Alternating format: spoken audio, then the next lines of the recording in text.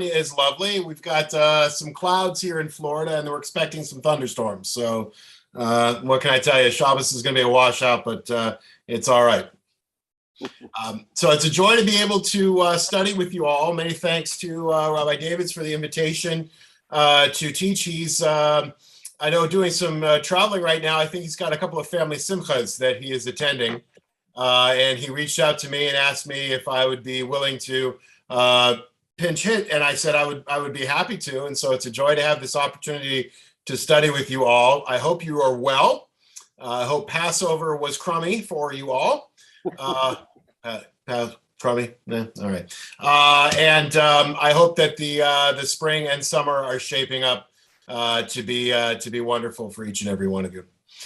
So for those of you who don't know me, my name is Rabbi Anthony Fratello, and I actually grew up in Southern California.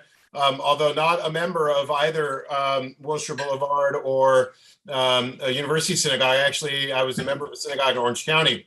And for several years, when I would come to visit my family during the summer, I would come to the Chevra Torah study at university synagogue. And a couple of times, Rabbi Davids asked if I would be willing to be a guest teacher, which I was happy to do. And so I know many of you, and some of you are new to me, but it's a joy to be able to see you again. And let us do our blessing for study. Let me pull up our screen share. Hang on just a second. There we go. And we can all join in the blessing. So please join with me. Baruch atah Adonai Eloheinu melech haolam asher kishanu mitzvah v'tzivanu b'asot Torah. Blessed are you, Adonai, our God, ruler of the universe, who hallows us with mitzvot and commands us to busy ourselves with words of Torah. And busy we are. Who knows what the portion is this week? Kiddushim. Kiddushim. Fabulous. Good. Now, so Kiddushim is significant for us in a lot of ways. In our chapter and verse, please. Say again now? Chapter and verse. Oh, let me do an introduction first, and then we'll pick up on that. Okay. So we in our congregation, when we have Simchat Torah, and I don't know how it is in other congregations, we I like to call it the Great Rewind. Right? We finish reading the Book of Deuteronomy and immediately begin the Book of Genesis again. We always unroll one of our Torah scrolls across the front of our congregation, so everyone can see the whole thing unrolled from one end to the other. Now, if you were to do that, if you were to unroll the whole Torah scroll and try to find the dead center of Torah, it would be right in the middle of this Torah portion, right? So Kiddushim is kind of the middle of the Torah. When we do Hagbah right now, we lift up the Torah at the end of the Torah service. You'll see that the amount of scroll on both the right eights and the left eights are approximately the same, because we're really in the center of Torah. And it's significant for us because the ideas of Kiddushim are at the center of who we are and how we see ourselves as Jews. That word Kiddushim, it means to be kadosh, to mean holy, to be holy, right? And so we think of holiness, Kiddusha, at the center of who we are and what our lives are all about. So it's this wonderful text that kind of speaks very much to that truth. So let me ask just a question: where are my Hebrew mavens? Do I have any Hebrew mavens on the class this morning? All right. So when we deal with Hebrew, we take words. Every Hebrew word essentially has a 3-letter root, and every Hebrew word has a 3-letter root, and we manipulate that root toward adding prefixes or suffixes or fiddling with the vowels in between, putting them into different binyanim, different constructions to change the meaning of that word. So the root lamed mem daled has the connotation of learning or study. So to be a talmid is to be a student. A talmud is a teaching. A melamed is a teacher. So we manipulate that 3-letter root to change the meaning. The root kuf daled shin, it's the heart of the word kadosh, means to be separate. And that's what we believe holiness is about being separate, to make ourselves distinct, to make ourselves separate. That's what we believe God is. We believe God is separate from everything else. If you think about some of the laws that we have in Judaism, things that we're taught in Judaism, we're taught about making separations. In the very beginning of creation, God makes a separation between light and darkness, between day and night, between order and chaos, between the dry land and the seas, between plant life and animal life, between humans and the animals. Even some of those mitzvot that are hard for us to understand sometimes, if we think about this idea of making separations, okay, we separate between meat and milk. We separate between Shabbat and the other days of the week. We make separations in our husbandry of our animals, right? We don't plow our field with two different types of animals. We don't sow our fields with two different types of crops. My favorite mitzvah is the law of Shatnez. Anybody know what Shatnez is? Anyone come across that one before? Shatnez is a law that says don't mix linen and wool together, right? We make a separation between linen and wool. So this idea of being kadosh, of being holy, of making separation is very much at the heart of what Judaism is all about and what we think of when we think of our obligation as Jews. So I know somebody asked about, so the section we're looking at, so we're starting with Leviticus chapter 19, verse number 1. If you have a copy of the Plat Chumash, the older one, it's on 894 is where we're beginning. I don't know if you, I'm not sure if the pagination is the same in the newer editions of Plout. I also have a Torah study packet that I sent out in advance. I don't know if you got it. I'm going to screen share so you can see it. So we can take a look at the text and talk about it and take a look at some of the commentary that I have to share with you as well. So let me pull up our screen share here and we can take a look at it. Is everyone seeing my screen? Yep. Yeah. And let me just go to full screen so that we can see a little clearer. All right, so here is our portion. Hang on just a second. I'm trying to make your pictures here a little clearer so I can see everybody.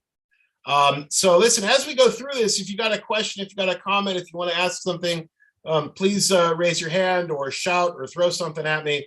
And let me know, and we can absolutely take a look at anything you'd like in a little bit more depth. Where is or if you want to drop a line in the chat, that's always good too.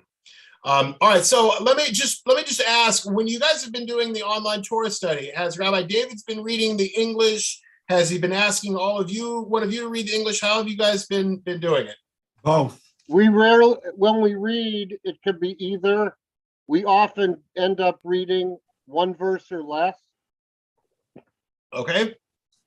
All right. So who wants to read a little bit? Who feels lively this morning? All right, I feel lively. I'll read it for you. How's that? All right, let's take a look. So this is the beginning of Leviticus 19. This is the first section here. And by the way, some of this should sound very familiar to you because this is in addition to reading it in its place in the cycle of Torah portions, this particular passage is one of the Torah portions that is customarily read during the High Holy Days. Most Reformed congregations read Kiddushim, this section of Kiddushim, although with some sort of jumping around in the afternoon of Yom Kippur. So this text will probably hopefully sound familiar to most of you. The Eternal One spoke to Moses, saying, "Speak to the whole Israelite community and say to them, you shall be holy, for I, Adonai, your God, am holy. You shall each revere his mother and father and keep my Sabbaths. I, the Eternal One, am your God. Do not turn to idols or make molten gods for yourselves. I, the Eternal, am your God. When you sacrifice an offering of well-being to the Eternal One, sacrifice it so that it might be accepted on your behalf. If it shall be eaten on the day you sacrifice it, on the day following. But what is left by the third day must be consumed in fire. If it should be eaten on the third day, it is an offensive thing. It will not be acceptable. And he who eats of it shall bear his guilt, for he has profaned what is sacred to the Eternal One. That person shall be cut off from his kin." What jumps out at us right away in that passage, dear friends? Wow.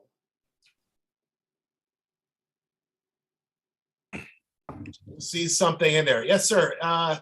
Effie or Shuli. Oh, Effie. Effie, lay it on me, brother. Well, that God is holy and we are holy. So we have, if we do the right things, we can be holy like our God is. Beautiful, beautiful. If we do the right things, right, we can be holy like God is. We can aspire, right? We can aspire to reach a level of Kedusha, of holiness. We can ascend above our base material being and strive for something more. Beautiful, love it. What else do we see in here? What else stands out to us? Anything in particular? Anybody see anything in particular that shouts out at you? All right, let's take a look let's go back to a second for just a moment what Effie was telling us, okay? Because this is actually one of the themes that's picked up in the commentary. Now, the rabbis, when they look at this section, when they look at this section of Kiddushim, they suggest to us that if we read it, if we look at it carefully, we find the 10 commandments in this section. And we can see that right off the bat, right? This part, revere your mother and father. That's one of the 10 commandments right there. Remember the Sabbath day and keep it holy. That's one of the 10 commandments right there. Right?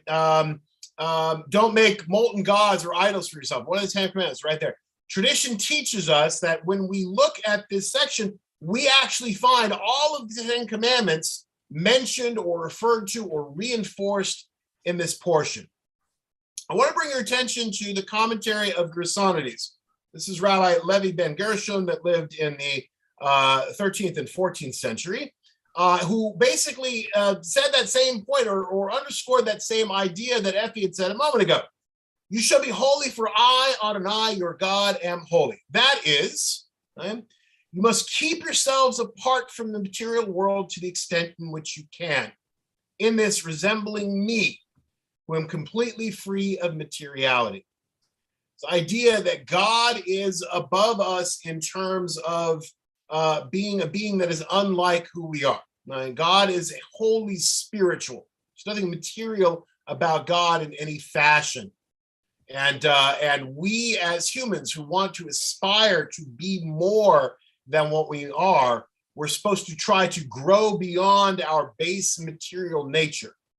Now, not throwing it away, not shunning it, not being something less. If we look at one of the other commentaries, this is by Abarbanel here, who was writing a couple centuries later in the 15th and 16th century, Don Isaac Abarbanel. You should be holy, for Adonai, your God, am holy. The Israelites are reminded of the 10 commandments, as we talked about here, preparation for the making of the covenant described in Amor, which we'll read next week.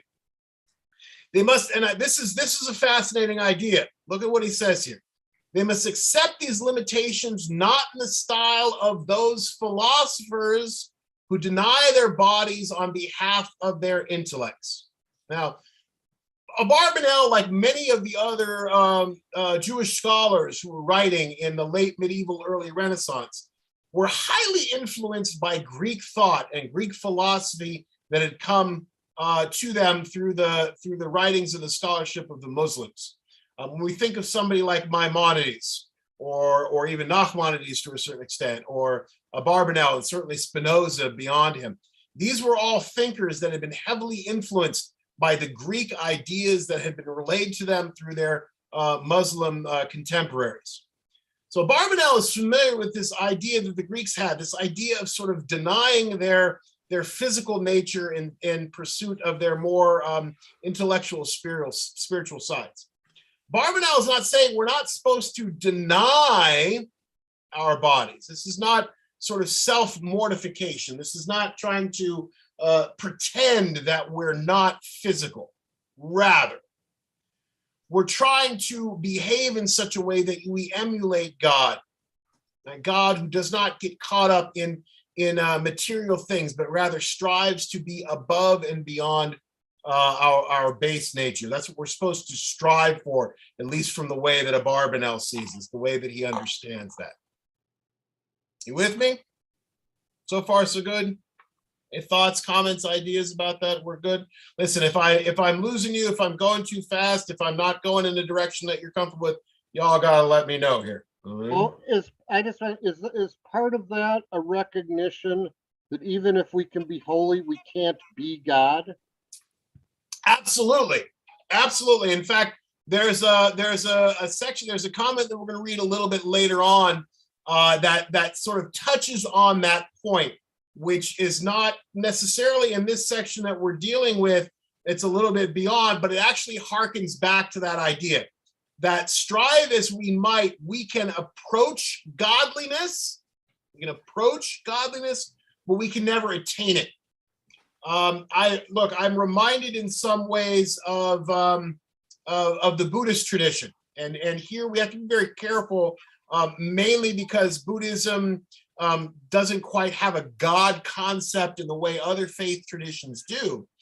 But the heart of Buddhism is this idea that the individual through their practice of whatever particular branch of Buddhism they're engaged in, whatever elements of Buddhist practice that they do, that they can attain this level of enlightenment, and that the individual can, in essence, achieve Buddhahood, right? They can ascend to the same level that the Buddha did and free themselves of the eternal cycle of birth, death, rebirth, that whole system, right? That the individual is basically capable of achieving that level. This is not to say that this ideology, or the way that Buddhism understood it, or even the way maybe the Greeks would have understood it, that we can ourselves, through this practice of rejecting our material nature, in essence, become God ourselves. No, we're not capable of ascending that level. Merely our goal is try to engage in imitatio Dei, right? To emulate God, to use God as an example, something to strive for, not necessarily something that we might actually be able to achieve. I see Ray and Carrie, you have your hand raised, so go ahead and unmute and lay it on me. Yeah, hi, good morning. Good morning. I wanted to ask if this is, why rather is this a repeat of the Ten Commandments? You may have said already, but, and also, does this happen again in the Torah where we're relearning what we already think we know? Well, okay, so let me do the second part first. So Carrie, I'm gonna tell you, it depends on who you ask, okay? A lot of the rabbis, a lot of the commentaries, when they look at the text, they'll pick a piece out of the text and they'll say, you see this thing that we're reading here? You might think it's talking about this, but it's really not. It's talking about that, and it's actually seeking to reinforce this thing that we learned over there. You might think it's talking about this thing, but it's not. It's talking about that thing over. Now, whether it really is or not is kind of up to our interpretation, right? There are absolutely times in the text when the text repeats itself, when we're taught the same lesson over again. And there's lots of explanations as to why and how that is, okay? There are some times when that's very overt and very deliberate and very clear. There are other times when the rabbis say, well, no, this is what they're doing, even though it doesn't seem apparent to us. But they do it because it serves their purpose, or teaches whatever kind of lesson that they were trying to get across in that moment. Now, you asked a great question about the recapitulation of the Ten Commandments. Why is it that God or Torah or wherever we believe that Torah came from has this desire, this need to kind of repeat the Ten Commandments at this point? So this particular section of text, if we look at it in its in situ, right, in its place juxtaposed with the other bits around it, there are a lot of other things in this section that we are being taught about or cautioned about or warned about. And just out of curiosity, does anybody know sort of some of the other things that are happening around this section of text? And if you don't know it, it's okay, because I'm going to tell you. But is there anybody who knows what's going on in the other sections around us at the moment? Aren't those rules about sacrifice in this general area? Yes, there's rules about sacrifices. Good. But there's also something else that's going on that's very significant. All right. Padini, do you know? You're muted. Yes, my dear. Okay. They're giving you laws here about how to treat your fields, your land, and your neighbor. And I think this is also explains why Abarbanel influence in this at this time was more spiritual than actually materialistic or connected to a land, because he was forced to flee Spain when Isabel and Ferdinand in Spain were killed, and he was their treasurer. Yeah, so part of the Spanish he had to expulsion. run Absolutely. he wind up in Italy somewhere, and he wrote all his thoughts and ideas there. So he had no place, like a physical place that he can call home or a land. Beautiful. So they try to give explanations that are more spiritual, because there was no country that they can belong to or find safeness or being safe in those places. Beautiful. So spiritual took over very strongly. Beautiful. And that's also, there's the idea of how you're supposed to treat other people. For example, there were times that 700 people were taken hostages, Jews, and Abarbanel went and collected money from whoever rich people, Jews that were in the area that were willing to give, and he actually got them to freedom. He was able to bring them. So the connection between other people was very important at that time. And also in the Bible, we have that what to do with your field once you have a field and you are actually in possession of one. Good. Let me try to get back to the question that Carrie raised. Okay, good. So the other sections that are talking that we're dealing with right now are talking very much about our connection with the land. Specifically, yes, we are told to not emulate the people that lived in the land before us. Okay, we tend to think, oh, God gave us Eretz Yisrael because God loved us so much and everything, and that's true. That's true. But when you read the text very carefully, what we find out is the reason God kicked out all the people that lived there before us isn't because we were so great, okay? It's because they were so crappy, right? God dispossessed the Amorites of the land because they didn't treat the land the way the land was supposed to be treated. They didn't do the things that they were supposed to do. The land demands a higher level of behavior. God has given us this land, and God wants us to maintain possession of this land. Fabulous. But to maintain that possession of the land, we got to make sure that we do the right things. Because if we do the wrong things, if we go astray, if we emulate the people that lived here before us, our fate is going to be the same as theirs. Okay? We're given the 10 Commandments the first time right after the Exodus. We're there at Sinai. And God gives us that. And immediately following that, there's a whole bunch of laws that tell us what we're supposed to do when we settle the land. That we're supposed to build a parapet around our roof so people don't fall off the roof. That if we dig a hole, we're supposed to cover it so our ox doesn't go into the hole. That, when we plant our field, when we do all these things. So the section is coming to remind us of that same thing. These people who lived in the land before us got booted out because they were so crappy. And if we don't want to share their fate, if we don't want to have the same thing happen to us as to happen to them, then we got to be smarter than them. We got to listen. We got to obey. We got to follow the laws and commandments that God has set out for us. And again, that's part and parcel of what we see in this passage. Now, listen, there's some other really good stuff that's found here in some of the commentary. I know that Hannah put the study packet that I made into the chat, so you can all click it and download it if you wanted. I want to leave behind some of the other commentary because I want to take a look at some of the other text here. But I see Brad, I see your hand raised. Lay it on me.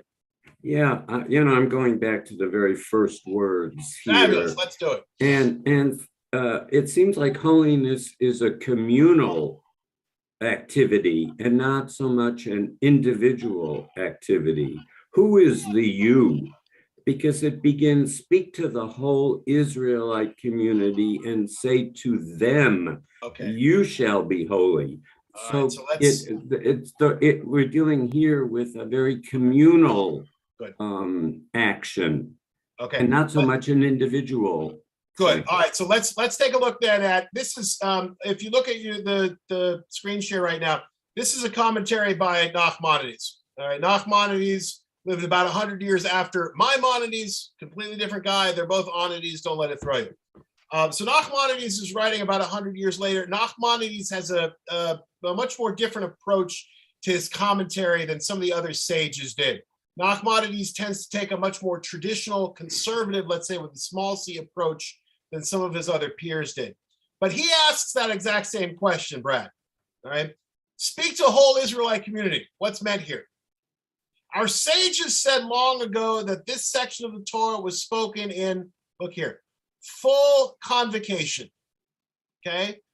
Who is it that God's speaking to? God is speaking to all of us. Right? This is a Sinai moment. In fact, some of the commentators suggest that these were actually things that God said to us at Sinai. It's found in the Torah here because there are parts of this that deal with sacrifices, and because the other elements of Leviticus deal with sacrifice that were taught this section here, but these words were actually spoken to the children of Israel at Sinai, right? Why does he say it was spoken in full convocation? For the most essential tenets of the Torah depend on it. Everything else in the Torah depends on the things that we read in this section. That is why, he tells us, Moses is told to speak to the whole Israelite community. The reason it is placed here among the priestly matters of Leviticus, as I mentioned before, is that it discusses the offerings of well-being, and because it lists the punishments that are to be given to those who engage in sexual relationships that are prohibited in chapter 18. Okay, so yeah, who is God speaking? God is speaking to the whole community, and you're right, because it is dependent on the whole community. We all have to do our share. We all have to uphold our part, because if we don't, the whole system breaks down. The whole system breaks down all along the line. Good, good, very nice. All right, let's take a look here. Let's move ahead a little bit to this next section. Let's take a look at Leviticus. This is 19 verses 9 through 18. And this, by the way, this section should sound very familiar. As I said, it's part of what we read on the holidays. When you reap the harvest of your land, you shall not reap all the way to the edges of your field, or gather the gleanings of your harvest. You shall not pick your vineyard bare, or gather the fallen fruit of your vineyard. You shall leave them for the poor and the stranger. I, the Eternal One, am your God. And again, it's Penina had suggested to us, right? Our obligation to be connected to the land and to look out for our neighbors. You shall not swear falsely by my name, profaning the name of your God. I am the Eternal One. You shall not defraud your fellow. You shall commit robbery. The wages of the laborer shall not remain with you until morning.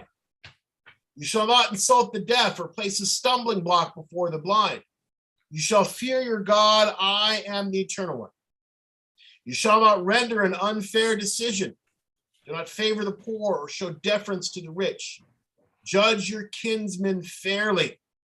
Do not deal basely with your countrymen. Do not profit by the blood of your fellow. I am the Eternal One. Most of us hear that. There's a different translation most of us are familiar with for that line. Right? Do not stand by idly while your neighbor bleeds. Look here in the Hebrew. Lo ta'amod al dam re'echa. Right there in the Hebrew. Do not stand idly while your neighbor bleeds, or as the translation has it, do not profit by the blood of your neighbor. I am the Eternal One. You shall not hate your kinsfolk in your heart. You shall reprove your kinsman, but bear no guilt on account of him.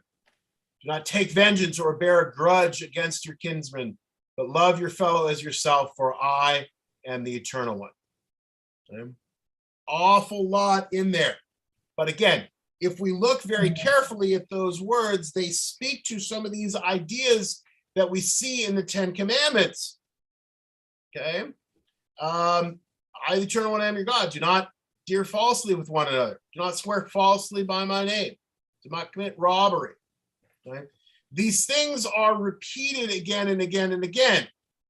but they're repeated very much in the context of our connection with possession of the land and making sure that we are acting and behaving in such a way that we are deserving of having the land, and we don't share the fate of the Canaanites and the Amorites and everybody who lived in the land before us that were booted out because they didn't do the things that they were supposed to do. And again, as Penina suggested, after we lost the land, after we were expelled, after we were spent our centuries as a wandering people, we had to find ways to take this wisdom and in some ways disconnect it from its roots of ownership of property, and speak of it and look at it more in the context of our spiritual obligations to one another. Thoughts or questions about that? Howard, are you raising your hand? Yeah, I'm raising my hand. Yes, sir. I'm having trouble understanding. It seems very strange about the Ten Commandments being repeated here, but like in a slightly different order, and then interspersed with these other commandments. Yeah. Like the Ten Commandments were specifically set aside and twice, presented on Sinai, and now here we have these other commandments, some of which sound like they might be just as important, or as do not stand by your neighbor's blood. Yeah. So it's almost as if, well, it's like a revised version. We're going to have 17 commandments instead of just 10. And then why have them in this strange order? So I think that, look, think of the right way to sort of address this. I don't want us to get too caught up on the order. There are midrashim, for instance, where the rabbis suggest that the Ten Commandments were given in a deliberate order, and there's one that says that they're meant to be juxtaposed with one another. That commandment number 1 and commandment number 6 go together, and commandment number 2 and commandment number 7 go together. And others who suggest that actually it's the opposite. The commandment number 1 and commandment number 10 go together. And commandment number 2 and commandment number 9 go together. So there are places where the rabbis teach us that the order of this is very specific and very deliberate. For our sake, for our argument, I don't think that the order is particularly important. As far as I'm concerned, to some extent, the order could be arbitrary. I'm really not bothered by that. What interests me, or what I think is important here, is what the text is trying to do for us. Exactly. Is to develop those ideas a little bit more, let's say, fully. Gesundheit, by the way, right? That, when we're given the Ten Commandments, we're kind of giving them in a very broad sense. Remember the Sabbath day and keep it holy. Don't do any work on Shabbos. Fabulous. Okay, but there's no detail. There's no nitty gritty. We don't necessarily understand exactly what all those elements or how we realize all that. The text might say, do not commit, do not steal. Fabulous, don't steal. But then there's no fuller explanation of exactly how we might understand what theft is. If you look here, it says, look, do not commit robbery. Do not commit robbery. We know that from the Ten Commandments, but look what follows. The wages of a laborer shall not remain with you until morning. Okay. My understanding of the way the text is structured is that's robbery, right? If you owe somebody money and you don't pay them the money that you owe them, you're stealing from them. Now, we might not think of that. That might not occur to us. That might not be the way that we think of this. But what the text is saying, no, that's theft. That's robbery. If you don't pay them right away, okay, you're not upholding your end. You're violating what Torah tells us. One of the other, hold on just a second. Look here what Bechor Shor here says, writing in the 12th century. You shall not deceitfully or falsely with one another. Deceitfully, by denying that he ever entrusted you money, or that you ever even saw him. Falsely, by promising to do something, taking his money, and then refusing to keep your word. It's robbery. We might not think of it that way. We might not conceive of it that way, but that's what it is. So the way I understand this text, and the way I believe that it's the reason I believe it's juxtaposed like this, is that it's repeating for us the 10 Commandments, but it's giving us more depth.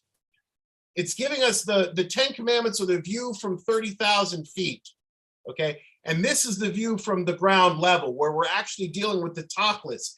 How do we actually uphold these various things that we're being taught?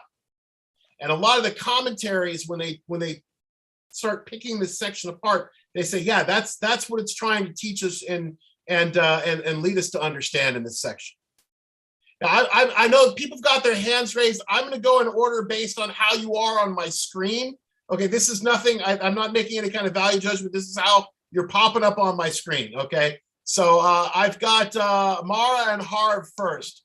Mara and Harv, it's good to see you guys. Nice to see you. I find it disturbing that you would say, in essence, the order of what we're seeing is arbitrary. Okay. Because to say that is to affirm the possibility that everything we're reading is arbitrary. So what do the rabbis have to say about, and I'd like to hear what you have to say about that, and then I'd like to hear what the rabbis have to say about this particular order. So look, so the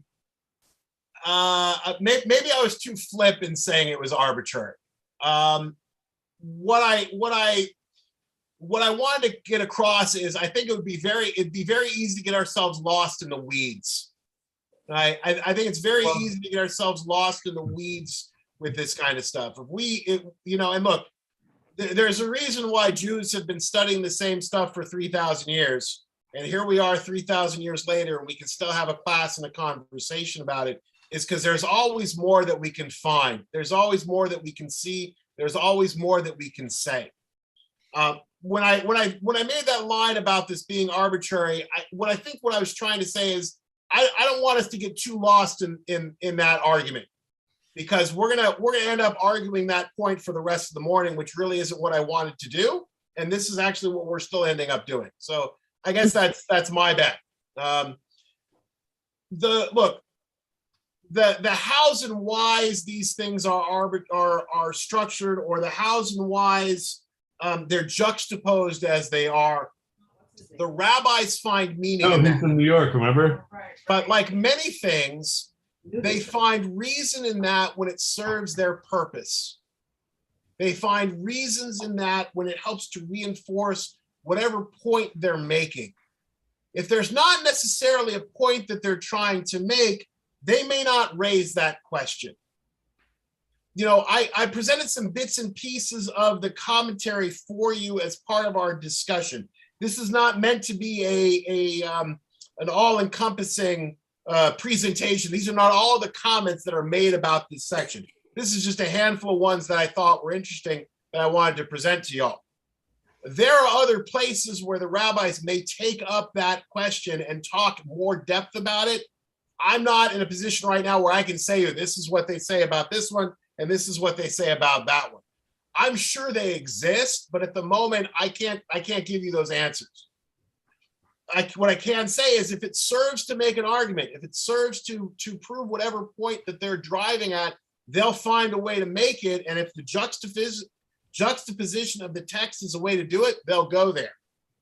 Okay, I'm sorry I can't give you a better answer than that. But again, I was actually trying to avoid to get too much into this conversation because there's other sort of more pressing things that I kind of wanted us to sort of focus on. Why? Just going in order of hands raised, I've got Effie again.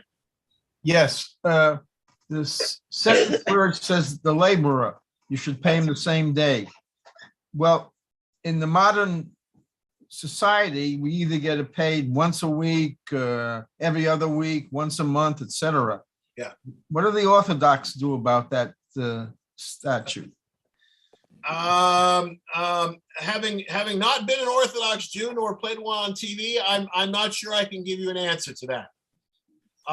Like a lot of the economic laws that we are taught in Torah, there are ways that they are understood, and there are what we call workarounds that are necessary in order to make commerce possible, let's say. He seems Right? to be the go-to fill-in guy for Well, Rabbi listen, Davids. there's ways that the rabbis sort of understand these texts to make it manageable. I don't know from my perspective the way the Orthodox necessarily understand this and say, well, you got to pay the person on the day of, and whether or not they pay the person on the day of. I know elsewhere in the text, this same idea is repeated. I know Carrie had asked that question before about, why is it that certain things are repeated again? This idea about paying the laborer on the day they do their labor is repeated elsewhere.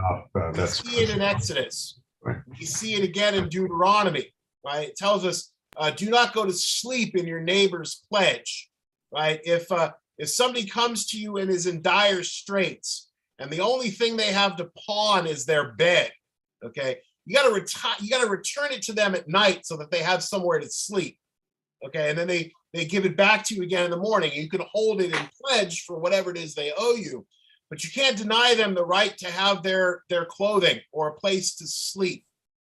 Again, it's part of the underlying economic sort of righteousness, let's say, that God expects us to exercise in the land.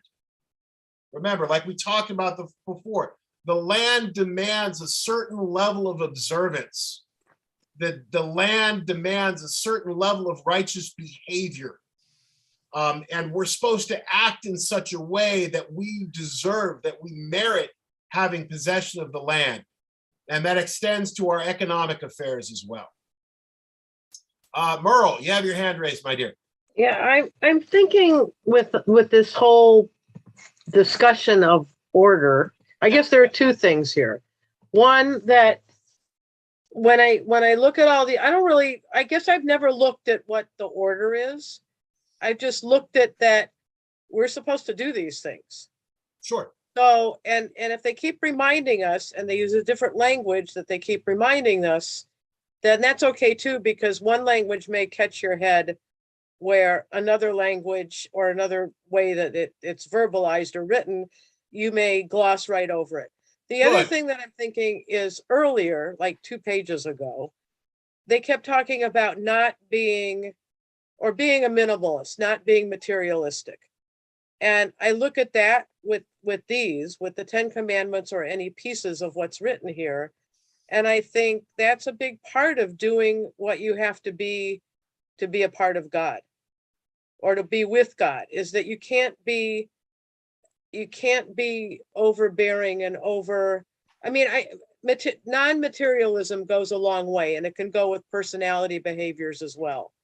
So I'm looking at it that it all goes together. The order never, my whole life, I never looked at the order. I always looked at, okay, these are the rules and this is what we're supposed to do. Sure. How do we do it? Does it matter if we do it? And if all the orders, blend together, that's okay too. Sure. Wonderful. Good. Thank you for your thoughts and your insights, Meryl. And there's an awful lot in there that we can certainly unpack. The one thing I would say about the order, and this is a piece that I try to teach my classes all the time. When the rabbis approach the text, they come to the text asking a very, very important kind of question. And it's not the question that we sometimes think it is. And it's not the question that our non-Jewish neighbors sometimes think it is. The question that people sometimes approach to the text is to say, what does this text mean? Right? What's the truth of this text? And that's really not the question that the rabbis ask. The question that they ask is, what is this text trying to teach us? And that's a very different question, because when you approach it from that standpoint, what is this text trying to teach us? It opens up a lot of avenues, right? That then you can say, well, well, why is it presented in this order? Why are these words used? What's included and what's left out? And why, if it says it here this way and it says it there that way, why is it different? Why is it one place over here and one place over there? It's never a bad thing to approach the text to try to say, hey, what's the simple meaning here? Right? What's the simple way we might understand this? That's a great question to ask. We got to start with that. But the important thing to remember is the rabbis never stopped there. They always went another layer beyond. And that's why you get 2 Jews and you get 3 opinions, okay? Because we always approach the text kind of asking that question, not what's the simple meaning, but what can we learn from this text? What is this text trying to teach us? Okay, Steve. This is related to what Merle said, but I think a little different. And that is, there can be lots of reasons for ordering or different ordering, but quite apart from that, I've always been taught that none of that has anything to do with importance. That of all 613 commandments, they're all equally important, and we're not to say that one is more important than another. And my other observation about, we talk about doing things in the land, and I understand that. Elsewhere, there are rules about treating the land, like keeping fields fallow, etc.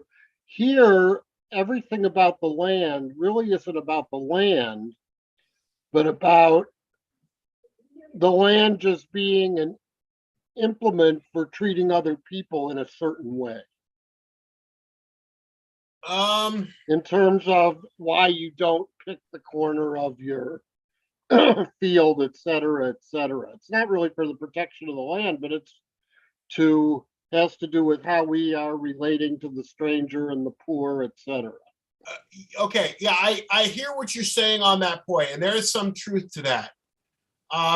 Tradition, I think, however, would not view those as separate points. Tradition would suggest, and again, when we look at what Torah says about how we treat the land, the land expects that behavior. The land itself expects that behavior. Yes. There's something we're meant to think of Eretz Yisrael as being distinct, as being unlike any other patch of ground on earth, and that the land itself has a certain expectation. And yes, some of that is very much about practicality, about making sure that people have enough to eat, and making sure that we're treating our neighbors the right way. But the land itself has this expectation. And if we wrong the land, it's not just about what happens to our kin. It's about what happens to the land itself. In the book of Genesis, when it's talking about the Canaanites who dwelled in the land before us, and elsewhere in Torah, it says the land vomited them out. That the land itself rejected these people because they did not do the things that they were supposed to do. And the warning that we're supposed to take from that is, oi, gewalt, right? If we don't want to share their fate, then we've got to live our lives in a better way. We got to live our lives more in tune with what it is that the land demands, or otherwise we will share their fate. Larry, yes, sir. So when I read this text, I come to it from a more modern standpoint of a sort of individualistic economic system where I, as an individual, own the land, or I, as an individual, interact with my neighbors. But was this text written for a more communal, or at least tribal, social structure, where we're not really talking about how you as an individual are supposed to act, but how the community is supposed to interact with each other in sort of a way that maybe a little bit challenging for us to wrap our heads around? No, it's very simple. It's both. Okay. It's both, right? It's both. You know, and that's part of what undergirds all this stuff, is that it's meant to speak to us as individuals. That's why I love so often that the Torah speaks in terms of you, right? It's you, because it's you singular and it's you plural. It's about what you, Larry, are supposed to do for you. This is what's best for you and your family and your children if you have them. It's best for you. But it's also best for you as part of us, right? That if we all do our part, if we all uphold our end of the bargain, okay, then we as a nation will flourish. You know, look, I get in trouble for saying this sometimes, but I'm going to say it anyway. It's not an accident that all of our grandparents were Bundists, okay? It's not an accident that the original Zionist ideal was the kibbutz, right? What is a kibbutz? A collective farm, right? No private owner. Everything's owned by the community. We all work together as part of the community. It's no accident that this undergird a lot of the early days of Zionism and undergird a lot of the sort of political and social, theology of our grandparents, because the sort of essence of Judaism is this very sort of socialist communal kind of ideology, right? What was it? Was it Marx, right? To each according to his need, from each according to his ability. It's very much that idea. We as individuals have to do our part. And when all of us collectively are doing our part, then the whole community thrives and the whole community endures. And listen, to think about this in the modern world, you're right. We are accustomed to thinking of ourselves very much as individuals. What was the book? Bowling Alone, right? Somebody once said it's the most quoted title, but the least read book.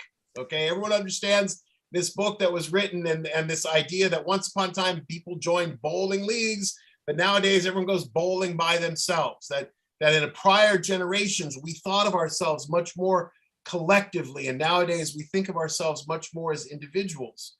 And as a society, we've lost something because we've been so committed to this idea of thinking ourselves as individuals that we've lost the value that comes when we think of ourselves as a collective. Right? This is what makes a community so valuable. This is what makes a synagogue or a congregation so valuable. This is what makes Chevruta, Torah studies, so valuable, because it's not about what I find in the text or what Steve finds in the text or what Penina finds in the text. It's what she finds that she gives to me and what I find that I give to you and what you find to give to them. This is how we learn. This is how we grow. This is how we understand. And ultimately, as a society, right, this is how we're going to thrive and be better, with all of us kind of doing this work together.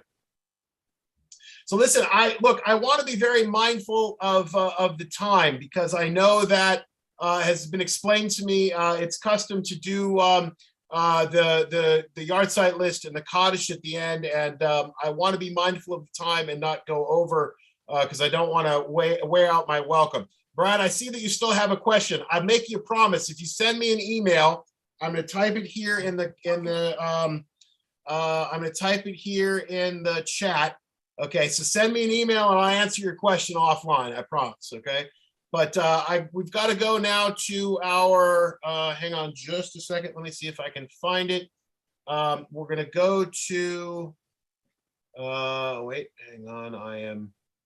I'm not as technologically proficient as I like to pretend I am. Okay, so I want to go to our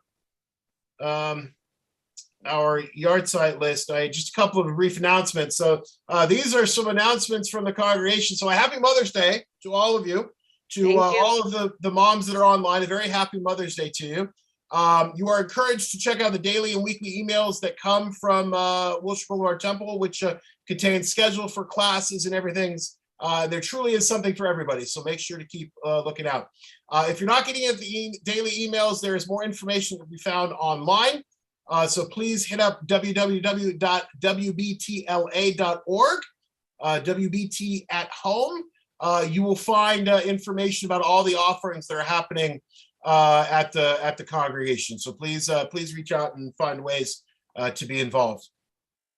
As is our custom, when we are together, we take time out for sorrow and remembrance. So we began for a moment to mention those from the community that passed away during the past month. And we're thinking this morning of Malvin Bank, Robert Berg, Joseph Dannon, Linda Lesner, Joyce Powell, and Yosef Nasser Soleimani. And we also think of those who have died defending the United States of America. And in our remembrance this morning, we make mention of those loved ones from our community, the anniversary of whose death occurred this season.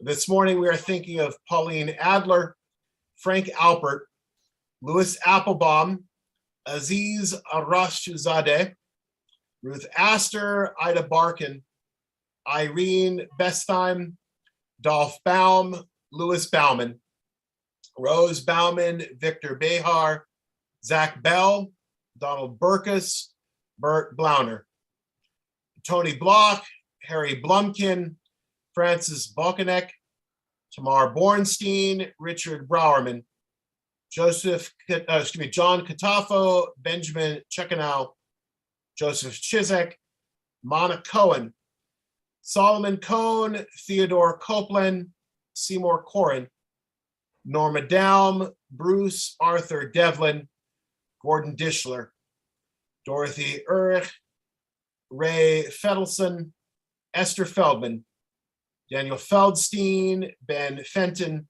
Harry Finkel, Eugene Fisher, Regina Fleischer, Lois Jean Foreman, Harold Freilich, Joan Friedman, Ben Freilich, Eleanor Froman, Eugene Galen, Herbert Ginsburg, Nathan Gitlin, Sonia Golad, David Goldsmith, Florence Sesson Goodman, Sylvia Gothenberg, Erwin Greenwald, Lillian Harrison, Helen Hendler, Lucille Ermas, Ralph Kalish, Lee Kapoor, Norton Kirschbaum, Selma Klin, Solomon Kokotov, Aaron Kozman, Milton Cover, Joan Kreider, Erwin Colwyn, Saul Laska, Sidney Laxer, Nathan Lefko, Ruth Levine, Jamshid Lolahi, Beverly Miller, Jonathan Moore, Bernard Morgan, Lillian Moskowitz, Fred Nadich, Nehemiah Name, Carol Neubauer, Leon Paris, Marcia Flug, Robert Picard, Doris Preston, Inez Reese, Ruth Robin, Ethel Roseman, Burton Rosen, Aaron Rosenberg, Barbara Rosenfeld, Norman Rubin, Diane Sass, and Schiff Rose Schwimmer, Michael Center, Selma Sesser, Alexander Shamist, Rusty Sherman, Isidore Shore, Ben Schreier, Aileen Weil Speed, Louis Spiegelman, Barbara Stevens, Dorothea Stokes, Sylvia Pankin Sutkin, Elsie Teitelbaum, Florin Tilzer, Sharon Tuman, Rhett Turner, Belle Verzel, Nancy Weeks, Eleanor Weiner, Sydney Weisberg, Joseph Weissman, Mickey Weiss, Jerry Werlin, Stephanie White, Roni Weasel, Ruth Wilkes, Barbara Wise, David Wolf, Albert Zlotnick, and Russell Zolan. I don't know if anybody in the gathering this morning has an additional name that you'd like to add. I invite you to call their names out at this time. We also, in the midst of our remembrance, we also add to these names the names of all those who died Kiddushat Hashem, for the sanctification of God's name. They lie now in forgotten graves in faraway places and only have us to remember them. As one congregation, we share together in the words of Kaddish Tom, the mourner's Kaddish. As is your custom and preference, I ask you to please rise. Yitgadal v'yitkadash shemei Rabbah ve'alma divorah chiruteh ve'amlich malchuteh v'chayechon v'yomechon v'chayei dechol Beit Yisrael v'agala v'zman kariv v'imru amen. Yeheh shemei Rabbah v'orach le'olam amei amaya. Yitbarach v'yishtabach v'yitpa'ar v'yitramam v'yitnaseh. V'yitadar v'yitaleh v'yitalal. Shemei Kedusha b'richu. Le'ela min kol birchata v'shirata. Tushbechata v'nechamata. Ta'amiran be'alma v'imru amen. Yeheh shlama rabba min shemaya. V'chaim aleinu ve'al kol Yisrael v'imru amen. Oseh shalom b'imrumav v'yaseh shalom aleinu ve'al kol Yisrael v'imru amen. The source of peace, and peace to all who mourn, comfort all of those who are bereaved, as together we say amen. Amen. Well, friends, I thank you very much for this time that we had together. I hope you found our conversation interesting and stimulating. As I said, in the link there is in the chat, there's a place to download the study packet. If you'd like to see it and some more of the commentaries that are included there, you're certainly welcome to do so. And if you have a question or comment, hit me up via email, and I'd be happy to answer anything that we didn't cover this morning. Thank you very much, Rep. Thank You're you very very welcome. much. Shabbat shalom. Thank you. It Shabbat was a shalom, very everyone. nice. Thank Thank you. you. Shabbat shalom. Nice to study with you all. Lots of good things and blessings. Have a great week, and stay healthy, stay You safe. too. Thank you. Same Shabbat to you. shalom, everybody. Thanks, friends. Thank you.